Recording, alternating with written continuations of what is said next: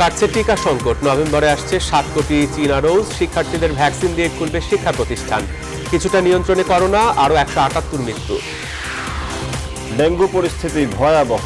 হাসপাতালে বাড়ছে রোগী, 257 নতুন আক্রান্ত। এডিস মশা নিধনে হিমশিম 2 মেয়র, সচেতন হওয়ার তাগিদ। বাড়ছে ভুইফোর আইপিটিভির দৌরাত্ম্য। নাম ভাঙিয়ে চলছে চাঁদাবাজি, মানহানি। হয়রানি নিয়ন্ত্রণে যাচাই বাছাই ছাড়া অনুমোদন মিলবে না। 15 আগস্টে নিরাপত্তায় তৎপর আইন শৃঙ্খলা বাহিনী। নেই হামলার হুমকি। নতুন প্রজন্ম ইতিহাস জানবে রাজশাহীর বঙ্গবন্ধু স্মৃতি জাদুঘরে। শর্ত সাপেক্ষে খুলছে পর্যটন কেন্দ্র। করোনায় কুয়াকাটার ব্যবসায়ীদের ক্ষতি কোটি কোটি টাকা। ঘুরে দাঁড়াতে সহজ শর্তে ঋণ দেওয়ার দাবি। আফগানিস্তানে একের পর এক প্রদেশ তালেবান নিয়ন্ত্রণে। যে কোনো সময় কাবুল দখল। মানবিক বিপর্যয়েও লড়াইয়ের প্রত্যয় ঘানি সরকারের। এবং প্রিমিয়ার লিগ চ্যাম্পিয়ন বসুন্ধরা কিংসকে ফিফা প্রেসিডেন্টের অভিনন্দন। টানা শিরোপা জয়ের প্রশংসা করে বাফুফের সভাপতিকে চিঠি।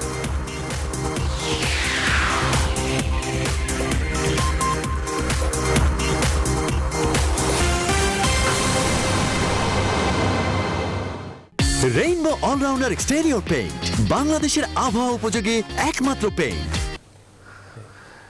স্বাগত নিউজ 24 রাত 10টার সংবাদে। আপনাদের সঙ্গে আছি আমি সজল দাস এবং আমি সালিজুর চৌধুরী। দেখছিলেন সংবাদ শিরোনাম, এবারে বিস্তারিত। শুরুতেই একটি সুখবর। বাংলাদেশ প্রিমিয়ার লিগে টানা দ্বিতীয় শিরোপা জেতায় বসুন্ধরা কিংসকে অভিনন্দন ও শুভেচ্ছা জানিয়েছেন ফুটবলের সর্বোচ্চ নিয়ন্ত্রক সংস্থা ফিফার president Gianni Infantino. Bangladesh football ফেডারেশনের সভাপতি কাজী সালাউদ্দিনের বরাবর লেখা চিঠিতে এই অভিনন্দন জানান ফিফা প্রেসিডেন্ট। সামাজিক যোগাযোগ মাধ্যমে নিজেদের অফিসিয়াল পেজে সেই চিঠি পোস্ট করেছে বসুন্ধরা কিংস। এই অর্জন কঠোর পরিশ্রমের ফল বলে মনে করে বসুন্ধরা কিংস। বিস্তারিত গালিব ইবনে রিয়াজের রিপোর্টে। দর্শক, আমরা এখনো প্রতিবেদনটি পাইনি। আসা মাত্রই আপনাদের সেই প্রতিবেদনটি আমরা দেখাবো। চলে যাচ্ছে পরবর্তী সংবাদে। এবারে জানাবো করোনার টিকা প্রসঙ্গ। মডার্নার দ্বিতীয় ডোজের টিকাদান শুরু হলেও মাঠ পর্যায়ে ভ্যাকসিন নিয়ে জটিলতা এখনো পুরোপুরি কাটেনি। কারিগরি ত্রুটি, নির্ধারিত সময়ে দ্বিতীয় ডোজের SMS না আসা, টিকা সংকটের অভিযোগ সহ নানা ভোগান্তিতে পড়েছেন সাধারণ মানুষ। তবে এসব অভিযোগকে অপপ্রচার মন্তব্য করে স্বাস্থ্যমন্ত্রী জাহিদ মালিক বলেছেন, নভেম্বরে চীন থেকে আসছে আরও 7 কোটি টিকা। আর সেতুমন্ত্রী ওবায়দুল কাদের বলেছেন, শিক্ষা প্রতিষ্ঠান খোলার আগে শিক্ষক শিক্ষার্থীদের করোনা টিকা দেওয়া হবে। আরেফিন শাকিল জানাচ্ছেন বিস্তারিত।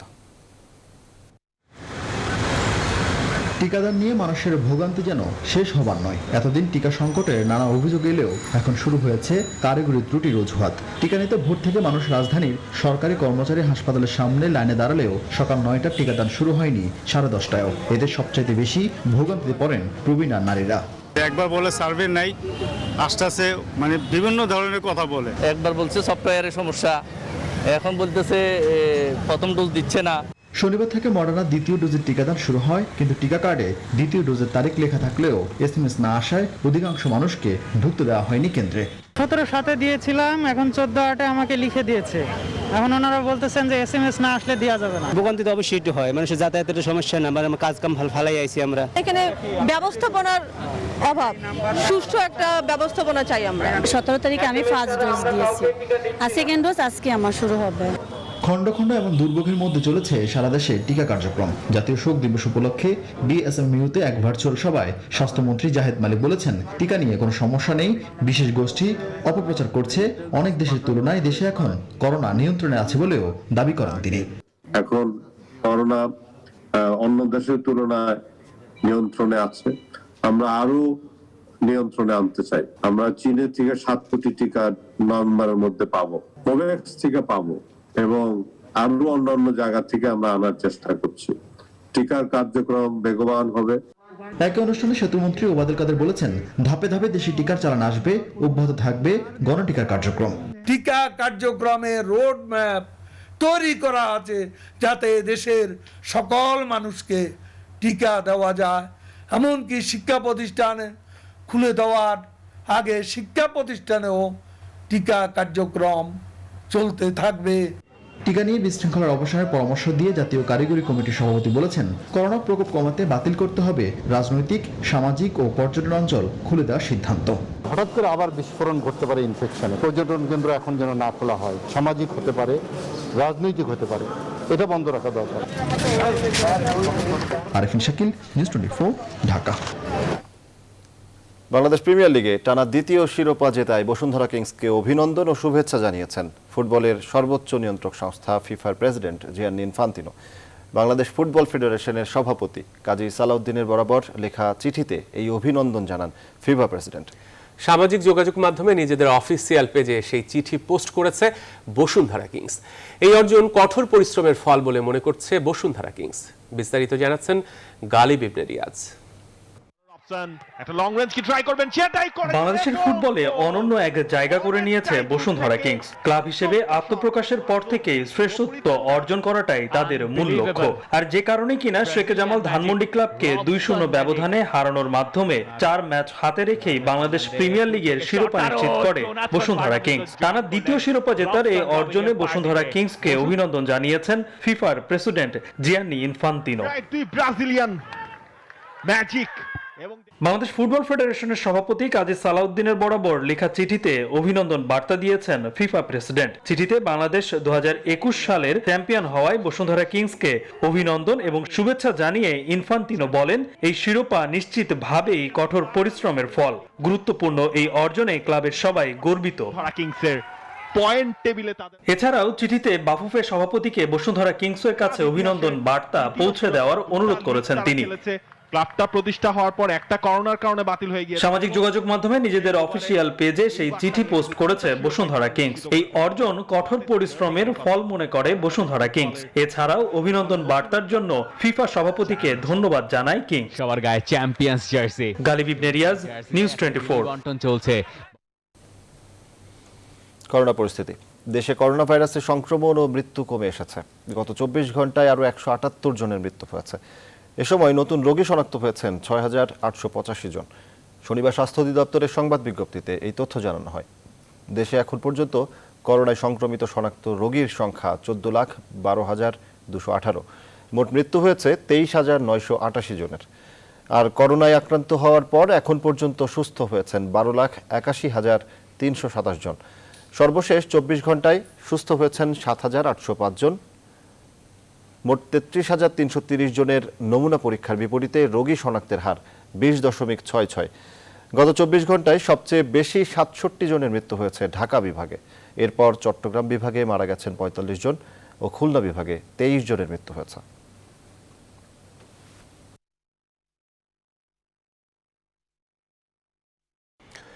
বিশেষজ্ঞদের মতামত উপেক্ষা করে লকডাউন তুলে দেয়া সরকারের একটি আত্মঘাতী সিদ্ধান্ত বলে মন্তব্য করেছেন বিএনপি মহাসচিব মির্জা ফখরুল ইসলাম আলমগীর। শনিবার দুপুরে বিএনপি চেয়ারপারসনের গুলশান কার্যালয়ে এক সংবাদ সম্মেলনে তিনি এই কথা বলেন। ফখরুল আরও বলেন, টিকা সংগ্রহ, সংরক্ষণ ও বিতরণের কোনো বিজ্ঞানসম্মত ব্যবস্থা সরকার তৈরি করতে পারেনি। ডেঙ্গু পরিস্থিতি নিয়েও তিনি উদ্বেগ প্রকাশ করেন। এদিকে 1 ডোজ টিকা নেয়া বিএনপি চেয়ারপারসন খালেদা জিয়ার অবস্থা স্থিতিশীল জানিয়ে মির্জা ফখরুল আরও বলেন, খালেদা জিয়ার দ্বিতীয় ডোজ টিকার নির্ধারিত সময় রয়েছে 19 আগস্ট। বিএনপি চেয়ারপারসন এখন আপাতত স্টেবল আছেন, মানে ডেটোরেট করেনি, আর তার কোনো খারাপ কিছু হয়নি। উনি নিয়েছেন তো, টিকা একটা নিয়েছেন, সামনে বোধহয় আবার নেবেন। আপাতত স্টেবল আছেন। রাজধানীতে প্রতিদিনই বাড়ছে ডেঙ্গু আক্রান্ত রোগীর সংখ্যা। হাসপাতালে বাড়ছে রোগীর চাপ। 2 সিটি কর্পোরেশনের কাউন্সিলররা বলছেন, শুধু অভিযান আর জরিমানাতেই নয়, জনগণকে হতে হবে সচেতন। উত্তর সিটি কর্পোরেশনের মেয়রের দাবি, নিয়মিত অভিযানে কমতে শুরু করেছে ডেঙ্গু আক্রান্ত রোগীর সংখ্যা। এদিকে গত 24 ঘন্টায় দেশে 257 জন নতুন করে ডেঙ্গু আক্রান্ত হয়ে হাসপাতালে ভর্তি রয়েছেন, যাদের মধ্যে 219 জনই ঢাকার। বিস্তারিত আলী তালুকদারের প্রতিবেদনে। প্রতিদিন রাজধানী সহ সারা দেশে বাড়ছে ডেঙ্গু আক্রান্ত রোগীর সংখ্যা। স্বাস্থ্য অধিদপ্তর থেকে ডেঙ্গু চিকিৎসার জন্য কয়েকটি হাসপাতাল নির্ধারণ করা হয়েছে। রাজধানীর বেশ কয়েকটি হাসপাতালে গিয়েও দেখা মেলে ডেঙ্গু রোগীর। স্বাস্থ্য অধিদপ্তরের শনিবারের হিসেব অনুযায়ী সারা দেশে ডেঙ্গু আক্রান্ত রোগীর সংখ্যা 257 জন। ডেঙ্গু সন্দেহে মারা গেছেন 24 জন। 2 সিটি কর্পোরেশন থেকে ডেঙ্গু রোধে নেওয়া হয়েছে নানা উদ্যোগ। বসতবাড়িতে প্রতিনিয়ত করা হচ্ছে জরিমানা ও অভিযান। 2 সিটির কাউন্সিলররাও বলছেন উদ্যোগ নেয়ার পাশাপাশি এলাকাবাসীকে সচেতন হবার কথা। প্রতিটি হোল্ডিংয়ে এবং ওই হোল্ডিংয়ে গিয়ে দেখছে কোথাও কোনো লার্ভা আছে কিনা। আমাদের কিন্তু কর্মের কোনো কাজের কোনো কমতি নেই, আমরা করে যাচ্ছি। 14 দিন হয়তো 28 দিন আমরা অভিযান চালালাম, এখনো অভিযান চলছে, প্রত্যেকের বাসায় যাচ্ছি, গিয়ে জরিমানাও করতেছি। এই পরিষ্কারটা আমরা নিজেরা করলেই কিন্তু হবে না, এবং প্রতিটা মানুষের এটাকে সহযোগিতা করতে হবে এবং প্রতিটা মানুষ অ্যালার্ট থাকতে হবে। তাহলে কিন্তু আমরা এই ডেঙ্গু থেকে আমরা একদম ফুলফিল বেঁচে যেতে পারি। ঢাকা উত্তর সিটি কর্পোরেশন মেয়রের দাবি, নিয়মিত অভিযানে রাজধানীর উত্তর সিটি কর্পোরেশনে কমতে শুরু করেছে আক্রান্তের সংখ্যা। যেটা আমি পাচ্ছি এই স্ট্যাটিস্টিক্স কিন্তু আমার স্ট্যাটিস্টিক্স না, এটা স্বাস্থ্য অধিদপ্তর থেকে আমরা নিচ্ছি, সিডিসির থেকে, এবং সেই মোতাবেক এটা কিন্তু নিচের দিকে কিন্তু নিম্নমুখী, উত্তরে আমরা নিম্নমুখী পাচ্ছি, এবং ডেঙ্গি রোগটাকে একটি সহনীয় পর্যায়ে আনার জন্য এটি অব্যাহত থাকবে। স্বাস্থ্য বিশেষজ্ঞ ও জনপ্রতিনিধিদের পরামর্শ, বসতবাড়ি নিয়মিত পরিচ্ছন্ন রাখা। আলী তালুকদার, নিউজ 24, ঢাকা। জাতীয় অনলাইন গণমাধ্যম নীতিমালা বলছে আইপিটিভি কোনো ধরনের সংবাদ প্রচার করতে পারবে না, অথচ সেই আইপিটিভির নাম ভাঙিয়েই চলে চাঁদাবাজি, হয়রানি। এসব ভুইফোর আইপিটিভির মালিকদের কেউ শিবির কর্মী, কেউ বা বিতর্কিত ফ্রিডম ফাইটার নেতা। অনেকে তো আইপিটিভির নাম দিয়ে চালাচ্ছেন ইউটিউব চ্যানেল। বিশেষজ্ঞরা বলছেন দেশের স্বার্থেই আইপিটিভিগুলোকে নিয়ন্ত্রণে আনার সময় এসেছে। সঠিকভাবে যাচাই বাছাই ছাড়া কোনো অবস্থাতেই আইপিটিভি অনুমোদন দিতে চায় না তথ্য মন্ত্রণালয়। রিশাদ হাসান জানাচ্ছেন বিস্তারিত। বিটিআরসির তথ্যমতে দেশে এ পর্যন্ত সচল ইন্টারনেট প্রোটোকল বা আইপি টেলিভিশন আছে 25টি। এ পর্যন্ত অনুমোদনপ্রাপ্ত আইপিটিভির সংখ্যা 61টি, আর তথ্য মন্ত্রণালয়ে আবেদন জমা পড়েছে 559টির। এর বাইরে ঠিক কী পরিমাণ অবৈধ আইপিটিভি চলছে তার কোনো সঠিক তথ্য পরিসংখ্যান নেই। জনতা টিভির মালিক আতাউল্লাহ খানের আসল পরিচয়, তিনি বিতর্কিত ফ্রিডম পার্টির নেতা। চট্টগ্রামের সি ভিশন আইপিটিভির মালিক আরিয়ান লেলিন চাঁদাবাজ ও এলাকার শীর্ষ সন্ত্রাসী। এছাড়াও সিটিজি ক্রাইমের মালিক টিনু অস্ত্র মামলার আসামি ও ছাত্রদল নেতা। এই হলো আইপি টেলিভিশনের মালিকদের বর্তমান বাস্তবতা।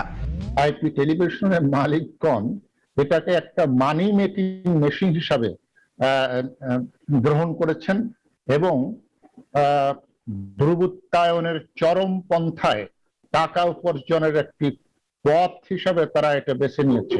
অথচ জাতীয় অনলাইন গণমাধ্যম নীতিমালা 2020-এ বলা হচ্ছে আইপিটিভি কোনরূপ সংবাদ প্রচার করতে পারবে না। নীতিমালার ব্যত্যয় হলে রয়েছে নিবন্ধন বাতিলের বিধানও। ডাক ও টেলিযোগাযোগ মন্ত্রী বলছেন, ভবিষ্যতে আইপিটিভির নিবন্ধন যাচাই বাছাই ও নিয়ন্ত্রণে কাজ করবে তথ্য মন্ত্রণালয়। আইপি ব্যবহার করার অনুমতি দেওয়া হয়েছে। টেলিভিশন শব্দটা প্রচলিত হয়ে গেছিল ডিএনসিতে টুইটিং অনুসারে। আমরা সম্ভবত এই নিবন্ধনের জগতেই থাকবো না। এর আগে আইপিটিভির নিবন্ধন ও নিয়ন্ত্রণে আরো কঠোর হওয়ার কথা জানিয়েছিলেন তথ্যমন্ত্রী। কিছু আইপিটিভি যেগুলো ভালো সেগুলোকে আমরা অনুমোদন দিব, আর যেগুলো বিরুদ্ধে নানা ধরনের অভিযোগ আছে তাদের বিরুদ্ধে ব্যবস্থা গ্রহণ করা হবে খুব সহসা। প্রযুক্তি বিশেষজ্ঞরা বলছেন, দেশের স্বার্থেই এখন থেকে নিয়ন্ত্রণ করতে হবে লাগামহীন আইপিটিভিগুলোকে। এই টিভিগুলি যাতে আমাদের সাইবার ক্রাইমের উৎস না হয়ে যায়, বা এই টিভিগুলি যাতে মানুষের মানব কল্যাণের জন্য ক্ষতিকর না হয়, তার জন্য এগুলির নিয়ন্ত্রণ অপরিহার্য। কোন অবস্থাতেই অনুমোদনহীন আইপিটিভি যেন চলতে না পারে সেদিকে লক্ষ্য রাখার পরামর্শ দিচ্ছেন বিশেষজ্ঞরা। রিশাদ হাসান, নিউজ 24, ঢাকা। 15 আগস্টকে কেন্দ্র করে কোনো ধরনের জঙ্গি হামলার হুমকি নেই, এমনটা জানিয়েছেন ডিএমপি কমিশনার শফিকুল ইসলাম। শনিবার সকালে ধানমন্ডি 32-এ জাতির পিতা বঙ্গবন্ধু শেখ মুজিবুর রহমানের 46তম শাহাদাত বার্ষিকী উপলক্ষে নিরাপত্তা বিষয়ক সংবাদ সম্মেলনে তিনি এসব কথা বলেন। এ সময় তিনি বলেন, জঙ্গিরা যেন মাথাচাড়া দিয়ে উঠতে না পারে সেজন্য আইনশৃঙ্খলা বাহিনী তৎপর আছে। এই মাসটাকে ঘিরে আমরা আইন শৃঙ্খলা রক্ষাকারী বাহিনী থেকে শুরু করে সরকারের নিরাপত্তা সংস্থা যেগুলো আছে প্রত্যেকেই আমরা অত্যন্ত সতর্ক থাকি, অত্যন্ত ভিজিল্যান্ট থাকি, যাতে এই ষড়যন্ত্রকারীরা দ্বিতীয়বার কোনো কিছু করার সুযোগ না পায়। আমাদের যে আউটার চেকপোস্ট যেগুলো থাকবে সেই চেকপোস্ট পার হয়ে আসতে হলে প্রত্যেকটা মানুষকে আমরা ফিজিক্যালি এবং আমাদের আরসো এর মাধ্যমে ভালোমতো পরীক্ষা করে এখানে ঢুকতে দিব। এবারে শোকাবহ আগস্ট।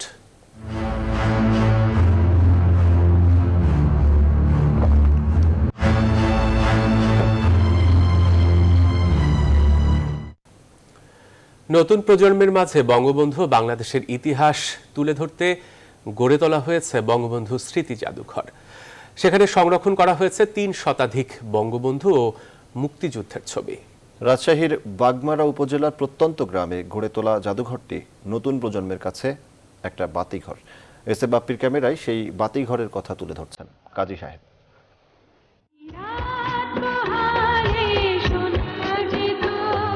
বঙ্গবন্ধু বেঁচে আছেন কোটি বাঙালির প্রাণে চেতনায়, সেই বিশ্বাস নতুন প্রজন্মের মাঝে ছড়িয়ে দিতে রাজশাহীর বাগমারায় গড়ে তোলা হয়েছে বঙ্গবন্ধু স্মৃতি কমপ্লেক্স জাদুঘর। 2013 সালে এটি উদ্বোধন করেছিলেন প্রধানমন্ত্রী শেখ হাসিনা। জাদুঘরটির সারি সারিতে তুলে ধরা হয়েছে বঙ্গবন্ধুর ত্যাগ আর সংগ্রামী জীবনের চিত্র। এখানে স্থান পেয়েছে বঙ্গবন্ধু ও মুক্তিযুদ্ধের দুর্লভ সব ছবি।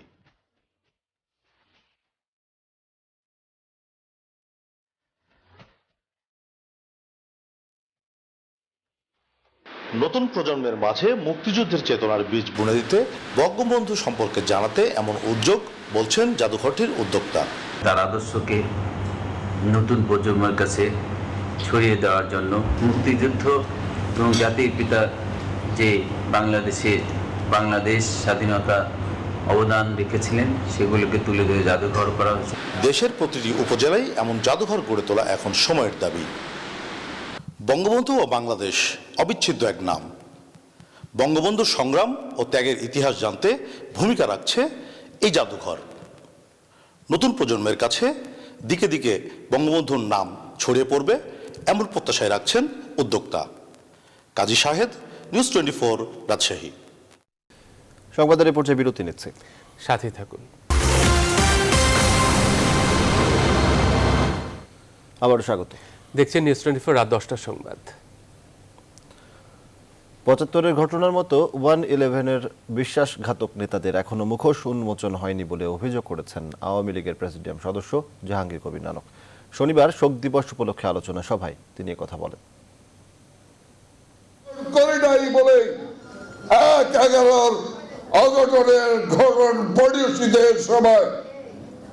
শেখ হাসিনার সঙ্গেও আওয়ামী লীগের নেতারাই বিশ্বাসঘাতকতা করেছে। নারায়ণগঞ্জ জেলার বন্দর থানা এলাকায় 6 কোটি টাকা মূল্যের চোরাই গার্মেন্টসের মালামাল সহ সংঘবদ্ধ আন্তজেলা চক্রের 6 সদস্যকে গ্রেপ্তার করেছে র্যাব 4।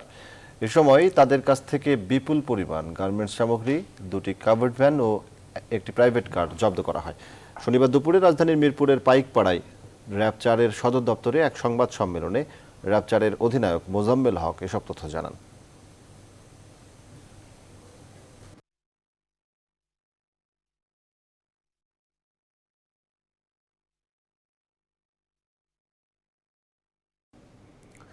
সন্ত্রাস ও জঙ্গিবাদের মদতদাতা হিসেবে পাকিস্তানের বিচারের দাবিতে ঢাকায় দেশটির দূতাবাসের সামনে মানববন্ধন কর্মসূচি পালন করেছে সচেতন নাগরিক কমিটি। শনিবার সকালে তারা ব্যানার ও প্ল্যাকার্ড নিয়ে এই মানববন্ধন পালন করে। এ সময় তারা বুদ্ধিজীবী হত্যার দায়ে পাকিস্তানের সেনা সদস্যদের বিচার, ৭১ সালে ভূমিকার জন্য বাংলাদেশের কাছে আনুষ্ঠানিক ক্ষমা প্রার্থনারও দাবি জানান। অন্যথায় দেশটির সাথে সকল বাণিজ্য চুক্তি বাতিলের দাবিও জানানো হয় বাংলাদেশ সরকারের কাছে।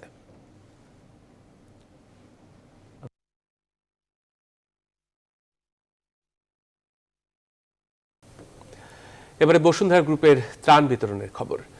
নাটোরের বড়াইগ্রাম ও গুরুদাসপুর উপজেলার ৮০০ পরিবারকে খাদ্য সহায়তা দিয়েছে দেশের শীর্ষ ব্যবসায়ী গ্রুপ বসুন্ধরা। করোনা সংকটের মধ্যে সহায়তা পেয়ে খুশি কর্মহীন দরিদ্র এসব পরিবার। কালের কণ্ঠে শুভ সংঘের উদ্যোগে এই খাদ্য সামগ্রী বিতরণ করা হয়। মহামারীর মধ্যে এমন উদ্যোগের জন্য বসুন্ধরা গ্রুপের প্রতি কৃতজ্ঞতা জানিয়েছেন স্থানীয় প্রশাসন সহ জনপ্রতিনিধিরা। নাটোর থেকে নাসিম উদ্দিন নাসিমের তথ্য চিত্রে ডেস্ক রিপোর্ট। করোনা মহামারীতে দেশব্যাপী দুস্থ অসহায় মানুষের মাঝে ত্রাণ সামগ্রী বিতরণ করছে দেশের শীর্ষ ব্যবসায়ী প্রতিষ্ঠান বসুন্ধরা গ্রুপ। এরই ধারাবাহিকতায় শনিবার নাটোর জেলার গুরুদাসপুর ও বড়াইগ্রাম উপজেলার 800 দরিদ্র মানুষের মাঝে খাদ্য সহায়তা দেয় প্রতিষ্ঠানটি। দুর্যোগকালীন সময়ে খাদ্য সামগ্রী পেয়ে কৃতজ্ঞতা প্রকাশ করেন উপকারভোগীরা। করোনাকালীন আমাদের যে সাহায্য করলো তাতে আমরা অনেক উপকৃত।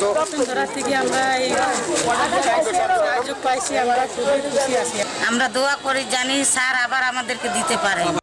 স্বাস্থ্যবিধি মেনে দরিদ্র মানুষের মাঝে খাদ্য সামগ্রী বিতরণ করে কালের কণ্ঠের শুভ সংঘ। আজকে নাটোরে আমাদের খাদ্য বিতরণ কার্যক্রম শুরু হয়েছে এবং নাটোর জেলার 3000 পরিবার এই খাদ্য সহায়তা পাবে। মহামারী সংকটের মধ্যে বসুন্ধরার উপহার অসহায় দরিদ্রদের কাছে পৌঁছে দেয় প্রশংসা করেন জনপ্রতিনিধি সহ স্থানীয় প্রশাসনিক কর্মকর্তারা। বসুন্ধরা গ্রুপ আমি সবসময় দেখেছি যে মানবিক কাজে তারা অগ্রণী ভূমিকা রাখে। করোনার প্রথম ঢেউয়ের সময় তারা কাজ করেছে, এখনো কাজ করছে। বসুন্ধরা গ্রুপের শুভ সংঘের মাধ্যমে 400 জনকে যারা এই উপহার দেওয়া হচ্ছে, এটাকে আমি খুব সাধুবাদ জানাই। চেয়ারম্যান সাহেব যে অনুদানগুলো দিচ্ছেন সারা দেশে, এই জন্য আমি তাকে দীর্ঘজীবী আমি মনে করি যে আল্লাহ রাব্বুল আলামিন তাকে আবারও বেশি বেশি করে দেওয়ার সুযোগ করে দিন। নাটোর জেলায় পর্যায়ক্রমে মোট 3000 দরিদ্র পরিবারকে খাদ্য সহায়তা দেবে Bashundhara group. Desk report, news 24। এবারে দেশের বিভিন্ন স্থানে ঘটে যাওয়া ঘটনা নিয়ে টুকরো খবর।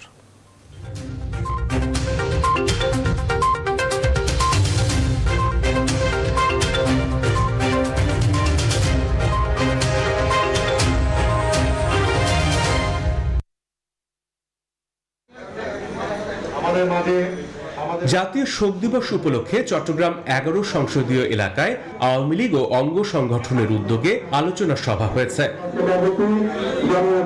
নওগাঁর রানীনগরে জাতীয় শোক দিবস উপলক্ষে রচনা, চিত্রাঙ্কন, কবিতা আবৃত্তি ও 7 মার্চের ভাষণ প্রতিযোগিতা অনুষ্ঠিত হয়েছে।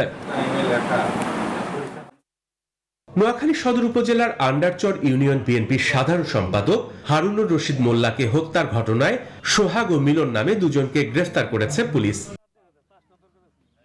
গাজীপুরের কালিয়াকৈরের বরিয়াবহ এলাকায় একটি ব্রিজের নিচ থেকে অজ্ঞাত যুবকের লাশ উদ্ধার করেছে পুলিশ।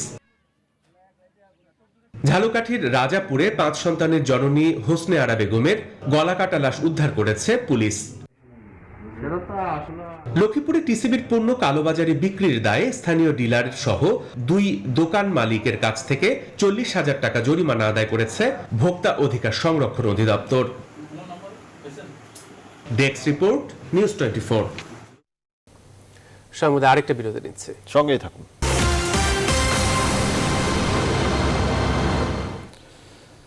আবার স্বাগত রাত 10টার সংবাদে। এবারে জানাবো ফার্স্ট সিকিউরিটি ইসলামী ব্যাংক অর্থ বাণিজ্যের সংবাদ।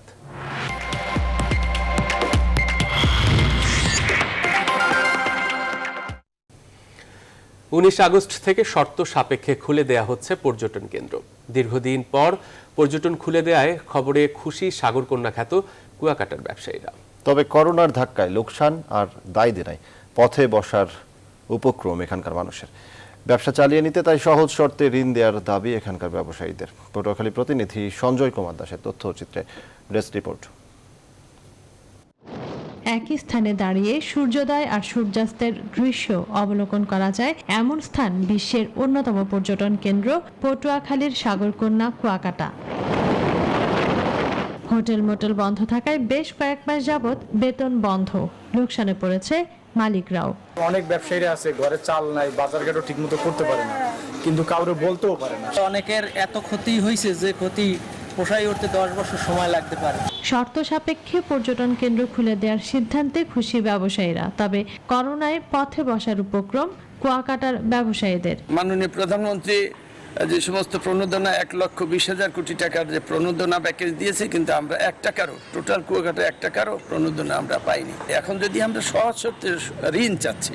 ভ্রমণ পিপাসুদের আকর্ষণীয় স্থান কুয়াকাটায় স্বাস্থ্যবিধি মেনে হোটেল মোটেল সহ সবকিছু পরিচালনা করতে হবে, আর পর্যটকদের নিরাপত্তার বিষয়ে প্রশাসনের কড়া নজরদারি থাকবে বলেও জানালেন জেলা প্রশাসক। স্বাস্থ্যবিধি মেনে চলা এবং পর্যটকদের সেফটি সিকিউরিটি বিষয়ে আমাদের কড়া নজরদারি থাকবে। পর্যটন নির্ভর ব্যবসা বাণিজ্য টিকিয়ে রাখতে সামাজিক দূরত্ব বজায় রেখে ও স্বাস্থ্যবিধি মেনে পর্যটকদের জন্য সব সময় উন্মুক্ত রাখতে সরকারের সুদৃষ্টি কামনা করেছেন সংশ্লিষ্টরা। Desk report, news 24। এবার আন্তর্জাতিক প্রসঙ্গ। কাবুলের 11 কিলোমিটারের মধ্যে পৌঁছেছে তালেবান। যে কোনো সময় রাজধানীতে তারা হামলা চালাতে পারে। তবে তালেবানের বিরুদ্ধে লড়াই চালিয়ে যাওয়ার অঙ্গীকার ব্যক্ত করেছেন প্রেসিডেন্ট আশরাফ গানি। এদিকে কাবুল থেকে কূটনীতিকদের ফিরিয়ে আনতে তৎপরতা শুরু করেছে বিভিন্ন দেশ। হামলা থামিয়ে তালিবানদের আলোচনায় আসার আহ্বান জানিয়েছেন জাতিসংঘের মহাসচিব। মাসুদ রানার ডেস্ক রিপোর্টে থাকছে বিস্তারিত। রাজধানী কাবুল থেকে মাত্র 11 কিলোমিটার দক্ষিণে এখন তালেবানের অবস্থান। শনিবার কাবুলের আশেপাশের এলাকায় ব্যাপক অভিযান শুরু করেছে এই বিদ্রোহী গোষ্ঠী। ফলে যে কোনো সময় কাবুলে হামলা চালাতে পারে তারা, এমন আশঙ্কায় রাজধানীর সীমান্তে এখন কড়া নজর রাখছে নিরাপত্তা বাহিনী। এদিকে জীবনের নিরাপত্তায় রাজধানীতে বেসামরিক নাগরিকদের ঢল নেমেছে। প্রাণ বাঁচাতে অনেকেই পাশের দেশে পালিয়ে আশ্রয় নেওয়ার চেষ্টা করছেন। এমন অবস্থায় বেসামরিক আফগানদের আশ্রয় দিতে প্রতিবেশী দেশগুলোর সীমান্ত খুলে দেওয়ার আহ্বান জানিয়েছে জাতিসংঘ। তালেবানের পুরোমাত্রা আক্রমণের ভয়ে কূটনীতিকদের ফিরিয়ে আনতে তৎপরতা শুরু করেছে বিভিন্ন দেশ। এমনকি কাবুল বিমানবন্দরে দেখা গেছে উপচে পড়া ভিড়। কাবুল আক্রমণের আশঙ্কা বাড়ার সাথে সাথে আফগানিস্তানের প্রেসিডেন্ট আশরাফ গনি জাতির উদ্দেশ্যে ভাষণ দিয়েছেন। বর্তমান পরিস্থিতিতে আমরা আমাদের সশস্ত্র ও নিরাপত্তা বাহিনীকে পুনর্গঠনকে সবচেয়ে গুরুত্ব দিচ্ছি।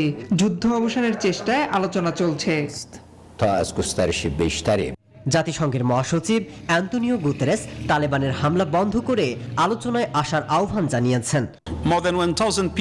আফগানিস্তান নিয়ন্ত্রণের বাইরে চলে যাচ্ছে। হামলা থামিয়ে তালেবানদের গুরুতর আলোচনায় আসা উচিত। এদিকে আফগানিস্তানের চলমান সহিংসতা দ্রুত বন্ধের আহ্বান জানিয়েছেন ভারত, জার্মানি, কাতার, তুরস্ক সহ বিভিন্ন দেশ। মাসুদ রানা, নিউজ 24।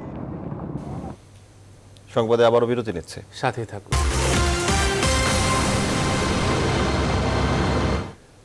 বিরতির পর আবারও স্বাগত নিউজ 24 রাত 10টার সংবাদে। এবারে খেলার খবর। এএফসি কাপের গ্রুপ পর্বে অংশ নিতে মালদ্বীপে অবস্থান করা বসুন্ধরা কিংসের সকল ফুটবলারও অফিসিয়াল করোনা নেগেটিভ হয়েছেন। ফলে শনিবার বিকেলে তারা অনুশীলন শুরু করেছেন।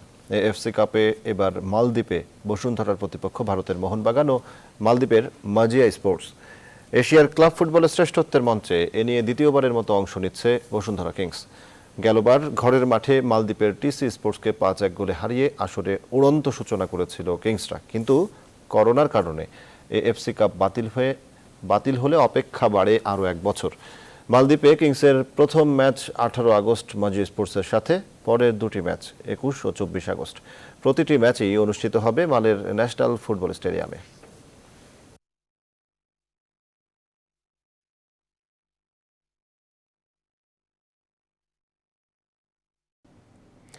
শুরুতে পিছিয়ে গেলেও পরের 2 গোল করে রহমত মুসলিম ফ্রেন্ডস সোসাইটিকে হারিয়ে টানা দ্বিতীয় জয় তুলে নিল মোহামেডান স্পোর্টিং ক্লাব।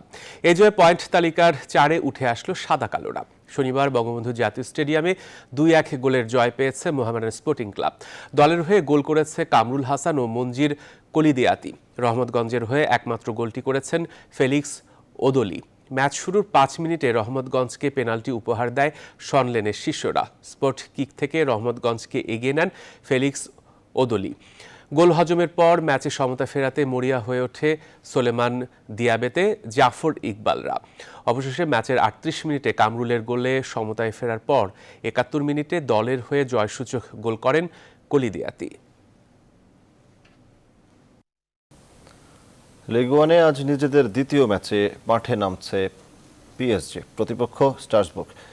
ম্যাচটি শুরু হবে বাংলাদেশ সময় রাত 1টায়। যদিও ম্যাচে থাকছেন না মেসি, নেইমারের মতো তারকারা। জয় দিয়ে লিগ শুরু করা পিএসজি মরিয়া নিজেদের হারানো শিরোপা পুনরুদ্ধারে। পিএসজির সাথে চুক্তি করার সময় মাঠে নামতে প্রস্তুত বলে জানিয়েছিলেন মেসি, কিন্তু সদ্যই কোপা আমেরিকা পরবর্তী ছুটি থেকে ফেরায় কিছুটা সময় লাগবে মাঠে নামতে।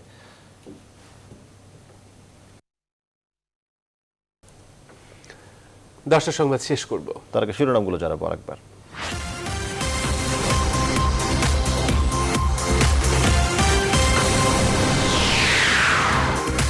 কাটছে টিকা সংকট। নভেম্বরে আসছে 7 কোটি চীনা ডোজ। শিক্ষার্থীদের ভ্যাকসিন দিয়ে খুলবে শিক্ষা প্রতিষ্ঠান।